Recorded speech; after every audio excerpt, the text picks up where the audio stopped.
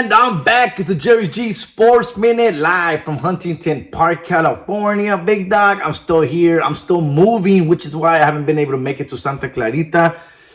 Today's Thursday, and I know I'm super late, dog. Super late when it comes to the Sports Minute, big dog. We have a big Thursday night game tonight. I'll give you my predictions, even though it may be too late by the time you see this. But hopefully you get to see this episode by Sunday when the real picks come in. Once again, I want to apologize. I was unable to do a Sports Minute last week, dog. So it's been a couple of weeks, but I'm back. I see the comments. We'll get to the comments. We'll talk a little bit of everything sports related with Jerry G, my thoughts, my concerns, my props, everything, bro. Just first of all, thanks for everybody who's been listening to the Sports Minute. It's a slow build, it's a slow burn, but we're getting there, big dog. Trust me, fool. I'm moving to a new house, and I'm setting up a little office out there. So whenever I can make it to Santa Clarita, trust me, the production will be better at the new place. It'll be specifically for that, and I'm excited for it, dog. Okay. Right now it's a little echoey here. I'm here in my little man cave in Huntington Park, California. And it's my last few days here, bro. Winding down 10, 11 years I spent here, dog. 11 years. It's like a little townhouse here in HP. I've been here. My kids basically were raised here, dog. 11 years, bro. I mean, they're 17 and 18 now, the old ones, fool. So they're estaban chiquititos, way. Nicolas, who's 10 years old, was a newborn here. So a lot of memories here, big dog. A lot of memories. I'm definitely gonna miss this play. Great neighbors. You know, I'm keeping it pretty on the low as I'm moving out quietly. You know, I did have a U-Haul last week. Tried to get that done quick, but nosy neighbors, right? Nosy neighbors. Lego. ¿Qué pasó? ¿Qué pasa? And I'm very lucky. I got some really sweet old lady neighbors. Say old ladies in the front, old ladies to the side, old ladies to the right, to the left. And, you know, a couple of honeys in there too in the apartments, bro, you know, and been very lucky with the very nice neighbors. I really keep to myself. They know who I am. They figured it out. A lot of these people have figured it out, especially some neighbors across the street. They know, they always say, what's up? How was your shows? How you been? What's up? Where you going off to next? I don't like to overshare because I don't like to let motherfuckers know that no one's home, that this place is empty for a long period of time when I'm on the road. Obviously, if I'm not here, the kids are not here, dog. So if I'm not here, no one's here, dog. So that was also been my concern. I do have ring cameras, but you know, I actually was writing a joke about the ring camera. My dumbass never upgraded to a real good plan. Fool, I just have a peeping Tom, bro. I just have a witness as my camera. My camera don't do shit. It doesn't record. It doesn't rewind. You can't talk through it. It's just watches shit. I'm just watching my things get stolen, dog. That's it. That's all I can do, fool. I can just see the motherfucker, but I can't do nothing, dog. I can't rewind. I can't stop him. I can't yell. I can't record. I can't call the cops. I can't do shit, dog, through my ring camera. It's just the freaking camera, but it's just a peephole, dog. So I was actually working on a joke on that. I'm probably going to bring that shit back, work on it a little bit some more. I think it's funny. And it's because it's true. That's why it's funny, because it's facts. It's true. Pero gracias a Dios, nunca tuve problemas aquí. Los 11 years, never had any issues with neighbors. They did break into my car a couple of times. One time they stole my kids' backpacks. They would always leave their backpacks in my car. And I would be too lazy to drive into the garage. So I would just leave my car afuera way on the driveway, having 2-car garage empty, but my lazy ass wouldn't want to drive in, open it and close it. And so I would just pull up to the driveway and leave it there. And people walk by the driveway, obviously. And at the time, I must have had a car. This is a while back. My kids were little. They were like in elementary school. And they would always leave their backpacks in the back seat.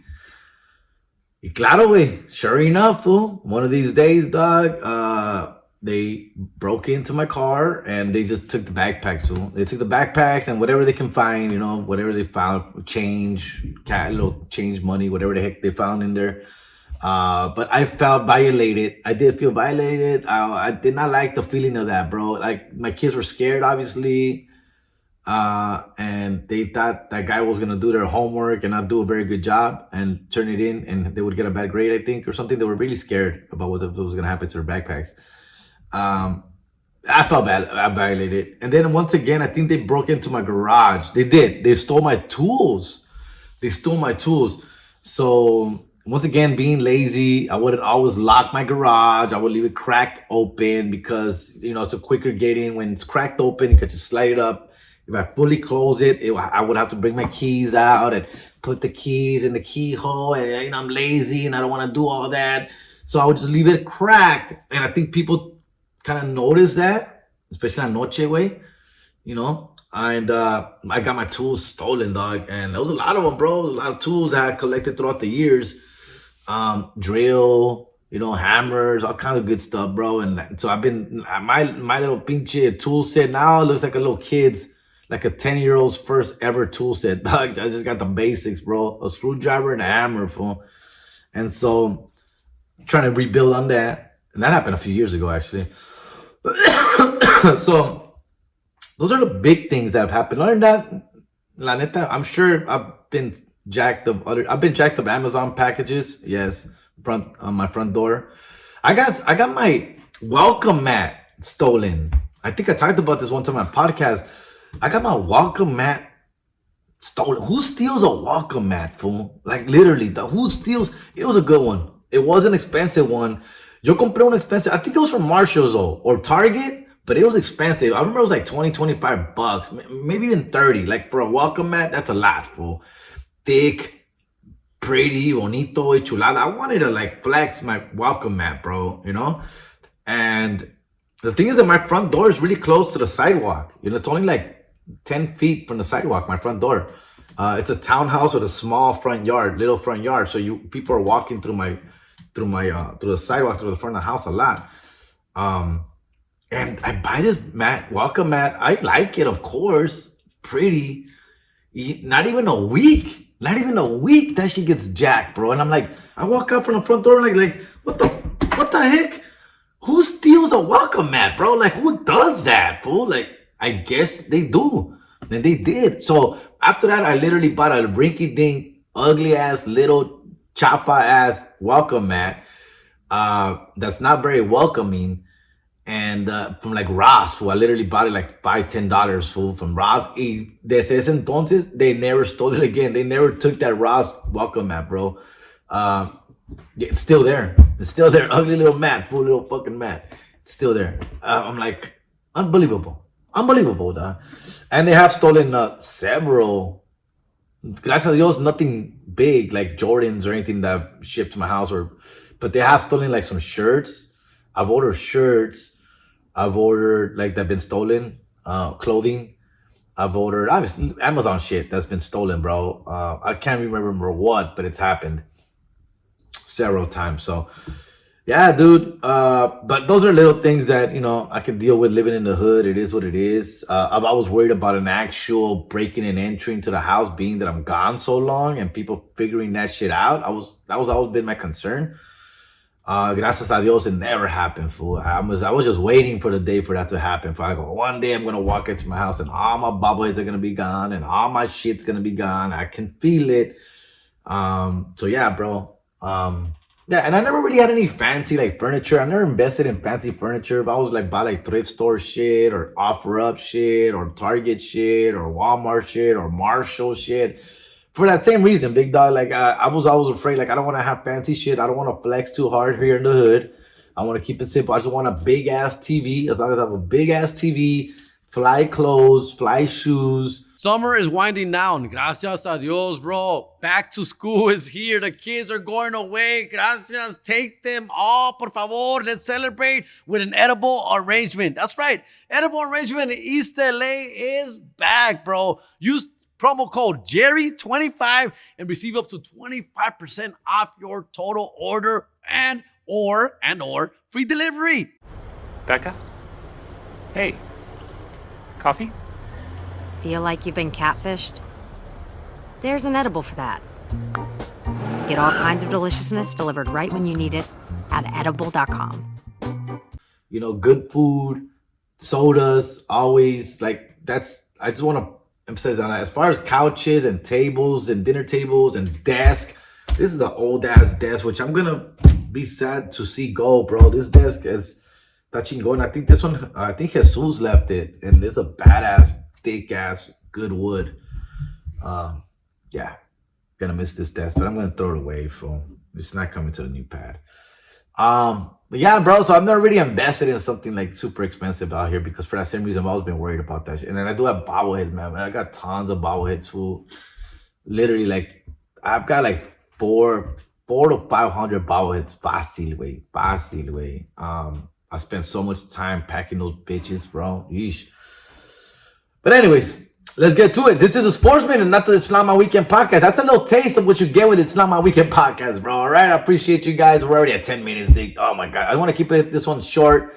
Once again, I got to send this out to WeTransfer to Santa Clarita so they can get the job done on their end. So I just want to get right to it. I want to talk a little quickly about LeBron James and the Los Angeles Lakers, right? I'm a huge Laker fan. I'm so grateful to have the great Luka Doncic on the Lakers, which I still have to like pinch myself every once in a while. And like, I can't believe this guy is on our team, dude. This amazing player who I always like looked up to from afar. And I'm just like, man, what an amazing, I wish we had a player like that, big dog. And we do. We have Luka Doncic in his prime. Luka is what, 26 years old right now, dude? I mean, we can't. This is a window that could close quick, bro. And I really do feel we need to attack sooner than later. What does that look like right now, 2025, 2026 season? It's hard to figure out because we have a lot of really good parts, right? We got a real good part, but at the same time, not quite enough, right? Like you look at paper and you're like, damn, this is a good team, bro. Like Vanderbilt's a great role player. You want to have a scrappy defender, smart, ni se diga, another scrappy defender. You want those tough guys. You want your rebounders. You got Ayton. You got a center finally, which we didn't. He was a wild card. We didn't know what he was gonna give us.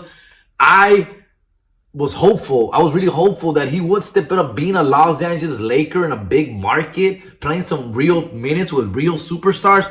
I really thought he would elevate his game, and he has. And he has, dude. It was a gamble right now that is paying off, okay? But that can also just end one day with that guy. He's so unpredictable, dude. But right now, so far, so good. Let me look at their roster here, fool. I don't want to miss out people.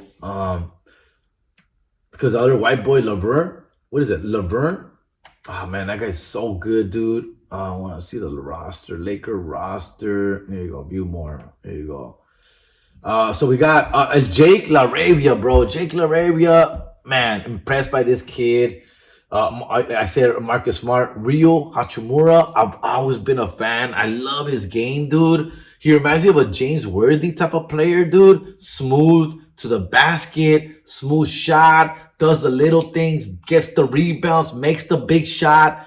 A little like James Worthy, Robert Ory type of situation with Ryo. And I've always been a huge fan of Ryo, dude. So he's there. He's doing his thing. Austin Reeves, ni se diga, way. We have discovered a true star. A star in the making, dude. And he's awesome to watch day in and day out. Those are the top ones that pretty much make the rotation right now. And of course, LeBron's back. So now LeBron is back, played his first game against Utah Jazz, played 30 minutes, did pretty well, got his 12, 13 assists, which is really good. It shows what his approach is going to be, at least early on.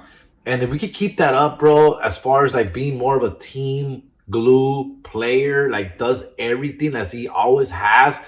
The thing is that LeBron has always done everything great. The rebounding, the passing, the shooting, of course, the scoring. Let's call it the scoring. He's always done everything really well at a high level. But obviously very demanding, run everything through me. I touch the ball many times, 90% of the time. So that now has to be brought down because we have Luka and Austin Reeves who deserves his touches. So we just got to figure out how LeBron is going to be implemented into this team. And it's a little unpredictable, to be honest with you, bro. I don't know, because it's hard to trust a player like LeBron. Let me move this light here because I'm getting some crazy. There you go. It's hard to predict a player like LeBron James, you know, because of his age, his greatness, his ego, his head. It's hard to predict that guy, but I really hope that, he le capta and something snaps in his head saying, dude, I got a great freaking team in front of me and a great opportunity to win, right? With that said, right now we stand fourth in the Western Conference.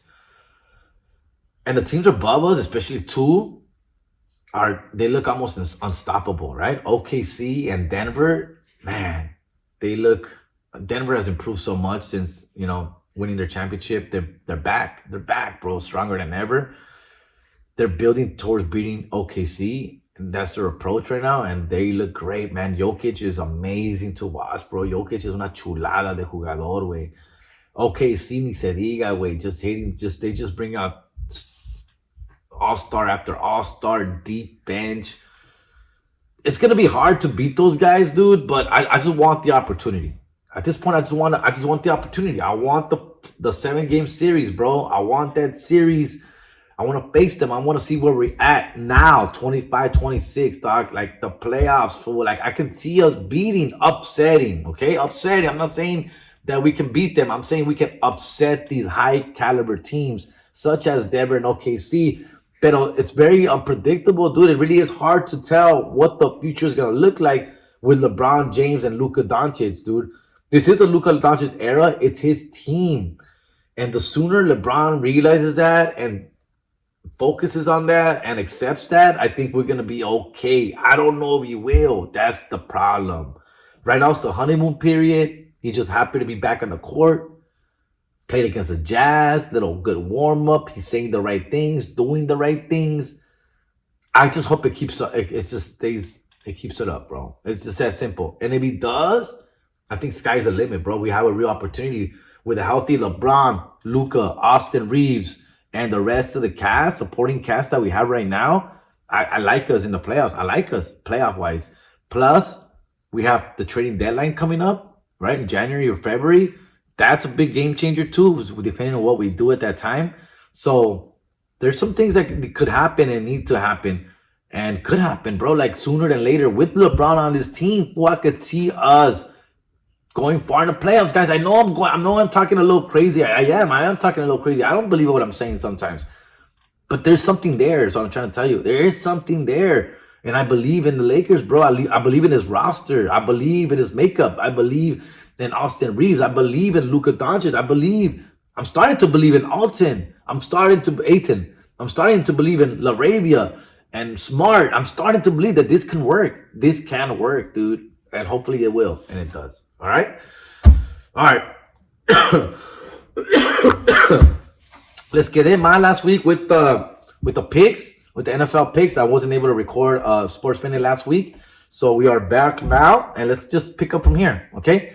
The Raiders, valen verga. Valen verga los Raiders, güey. Chinguen a su madre, güey. It is what it is. It's a lost cause. It's a lost season at 2-8. Man, I had such high hopes with this season. At least playoffs, bro. I didn't see us. Why not? Why not get the 7th, 6th, or 5th seed? Why not? I saw Chiefs on the downtrend.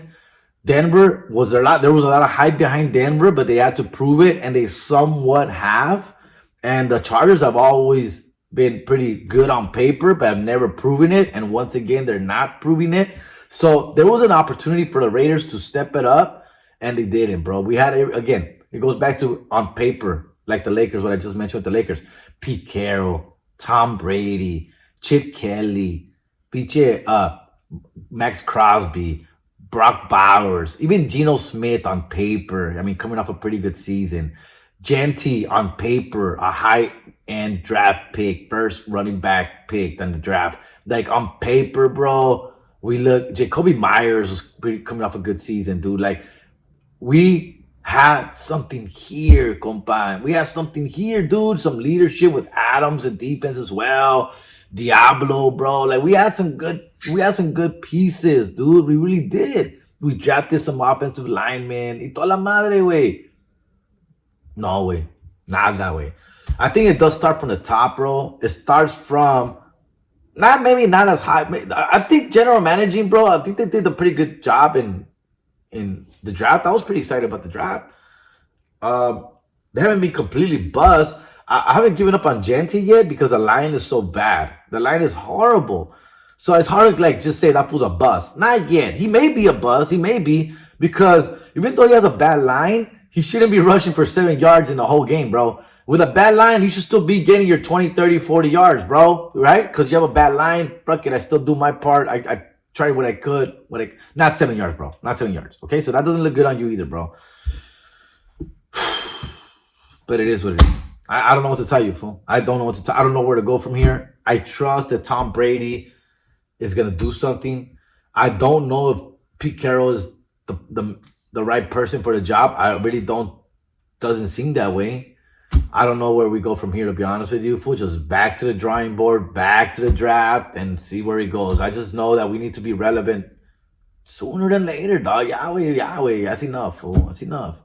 All right. All right. Let's get through the picks, fool. I'll read a few of these comments también at the end, okay? And I want to keep it around 25 minutes so I don't get so big of a file.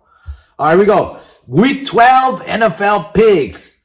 Bills at Texans. Texans plus 5.5. Take the Bills. They're going to cover. They're going to win by 7 points. But that's tonight, Thursday Night Football. Fool. All right. Steelers at Bears. Bears minus 2.5. I'll take the Bears, dog. I'm starting to become a little bit of a believer in the Bears, and I like the minus 2.5. I like that. I see them winning by 3, bro. Jets at Ravens. Ravens minus 13.5. I have to take the Ravens, bro. There's no way I put money in the Jets. I'm not even with 13 points. There's no way, bro. Especially on the road. No gracias. Take the Ravens. Statement game for them. New York Giants at Lions minus 10.5. Once again, pretty much the same thing as the Jets and Ravens. Giants at Lions. I'm not going to put no money on the Giants, bro. I don't care if you give me 10 points. I'm not going to put money on the Giants. To give me the Lions, bro. The Lions have been kind of, this is another also statement game for them to represent and show what they're about.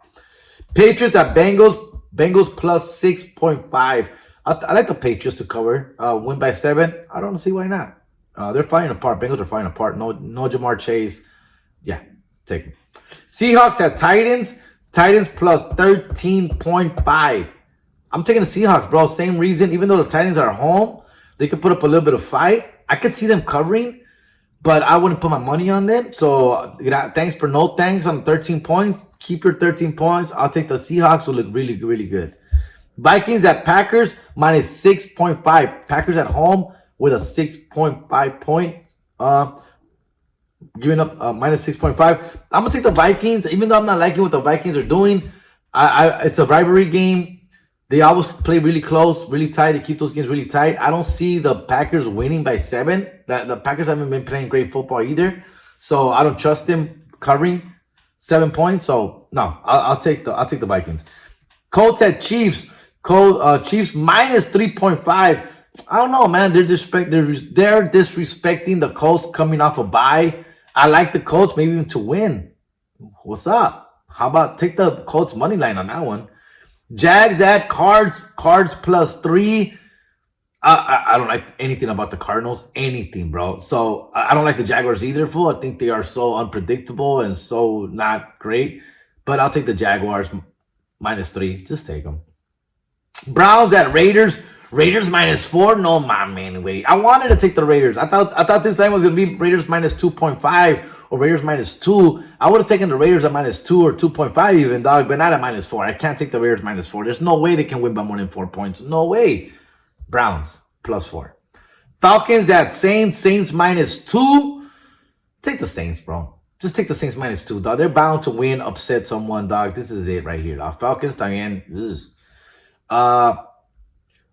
Eagles at Cowboys. Cowboys plus 3. I like the Cowboys here, dog. I like the Cowboys at home. They played hard against the Eagles. They'll give them all they got, bro. Take the Cowboys, fool.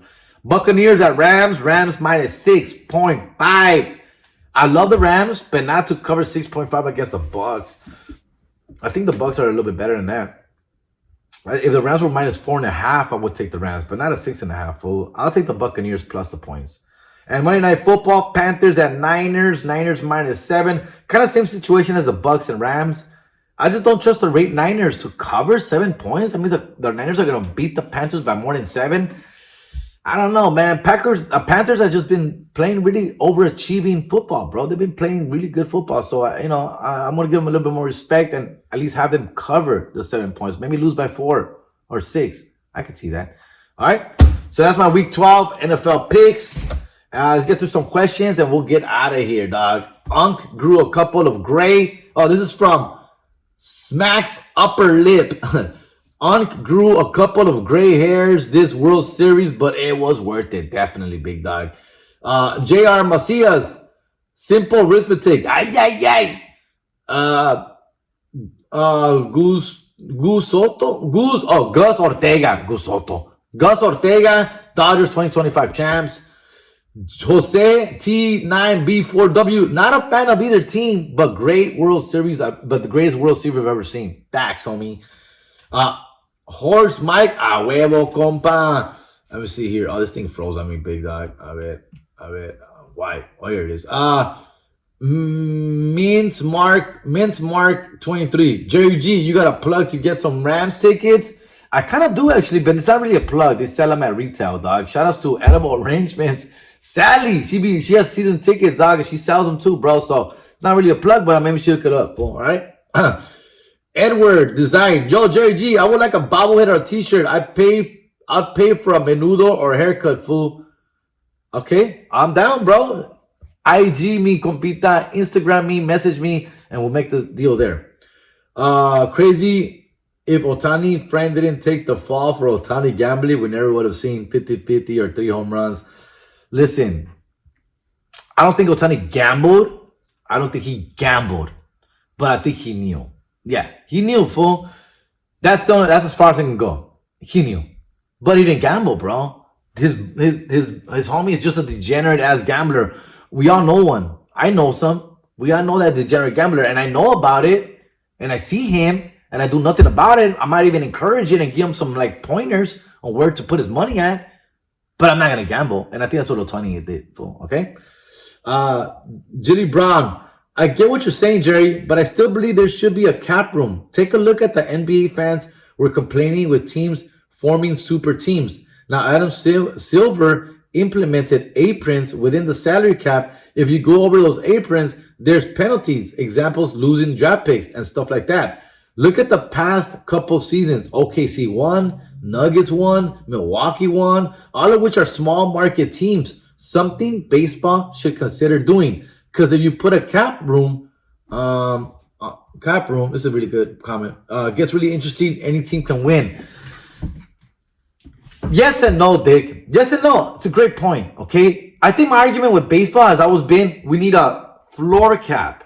These guys are not spending enough. That's my problem with the owners. They're not spending enough. Okay. So there should be a low end.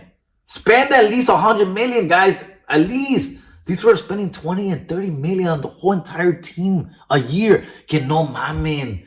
And they're pocketing the rest of that money. Guys, pay attention to what's going on with these goddamn owners. Pittsburgh, Cincinnati. They're small market teams who don't care about winning, dude. They're just pocketing the money instead of putting it back on the team. That's my problem, okay? As far as the high end, listen, I'm okay with that, I guess, whatever. But I just keep going back to, if you put in a cap, it just means that after that cap, it's just more money in the owner's pocket. That's just how I see it. That's why I like the no cap, all right? What the NBA has done, I'm paying attention to it, guys. I am paying attention to the aprons, y la chingada. I am. That's not going to be sustainable. Because now what they're doing, they're actually cock blocking themselves from not super teams, but from teams being able to rebuild faster or get better quicker. They're unable. They're stuck on bad contracts, and now they're stuck, and they can't unload these players, and they can't rebuild. They can't sign other players because they're stuck with these bad contracts. So the aprons kind of affect that as well, fool. So there has to be a little better medium when it comes to these salary caps to sports. I'm not too crazy about the NBA one, bro. I'm hearing really bad things about the second apron and the third apron that teams are just not gonna. They're just not gonna sign nobody, and that sucks too, bro. Because you want your team, whatever team you are, to be able to have a shot to sign someone. but they can't when they have two expensive players already on their team. That's not cool. Of course, I'm not for super teams. That's stupid too. I love what OKC does. I love what Denver did. I'm fine with that. I'm all about that, bro. That's cool with me, dude. But there has to be a medium there, bro. Because again, teams like Lakers and others, they're handcuffed when it comes to these aprons, bro, and that sucks too. They can't even make trades because the numbers don't match. You can't even make trades, bro. Like that's fucked up too, bro. So there has to be a little better adjustment in that situation, dude. Okay. I've always liked NFL how you can just like unguaranteed contract. So if vales verga on your contract, a la verga. Some of these fools are getting smarter though now. They want more guaranteed money. But I would like just to see like, yo, I'll give you 100 million, but if you suck after your second year, I'm done. Fuck the rest of the money I owe you. I'm down with shit like that. You gotta put these fools, responsible too, dog. For their contracts, dude. To play their contracts right. All right, that's about it, dude. Good questions though. Good comments, bro. Let me see what else. Good. Last one. It all started with Oakland A's ruining baseball with the money ball. Dodgers are good for players, pay across the board. Yeah, bro. Yeah, you can say that too. Moneyball kind of affected everything, bro. It was like the cool thing to do at the time is save money and pick and just sign smarter, which is a right approach. It's not a horrible approach, but not everybody is Billy Bean. Not everybody can, scout talent really well. Not everyone can do that, dude. That's the problem. So like a lot of these like low end teams, I mean, they try and go the cheap way and go find some players for the cheap, but they're not really good at finding players for the cheap. Well, they're not. So that sucks too. So yeah, I'm down. I'm down for all that. Whatever gets more productive teams on the field or on the court is all that matters to me. You want to see good baseball, you want to see good football, good basketball. You want to see all that shit, dog. It's not just my team, bro. Of course, I want to win the championship. Of course, I want to have the best team, but I also want to do it organically and do it right, fool. If that means for baseball, spend money, bro. It's the rule. It's fair. It's fair. And you're in the rules, and any other team can do the same thing. Yeah, háganlo. All right, I'm gonna get out of here, dog. I got a lot of shit to do, fool. I love you guys. I miss you guys. That's a sports minute. This was a fun one, fool. Share this one, bro. Appreciate you guys. Gracias.